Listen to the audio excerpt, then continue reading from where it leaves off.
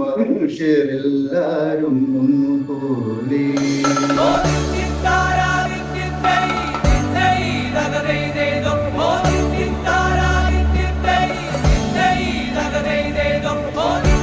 നമ്മുടെ ഈ ഓണാഘോഷ പരിപാടികളിൽ പങ്കെടുക്കാൻ കഴിഞ്ഞത് സന്തോഷം. ഓണം എന്ന് പറയുന്നത് സന്തോഷത്തിൻ്റെയും അതേപോലെ തന്നെ നമ്മളുടെ സമൃദ്ധിയുടെയൊക്കെ ഒരു കാലമാണ്. നമ്മളെ ഓഫീസും നമ്മളെ ടീമാണ് നമ്മുടെ സ്ട്രെങ്ത്. എല്ലാവർക്കും സന്തോഷത്തോടു കൂടിയിട്ടുള്ള ഈ ഓണാശംസകൾ നേരുന്നു.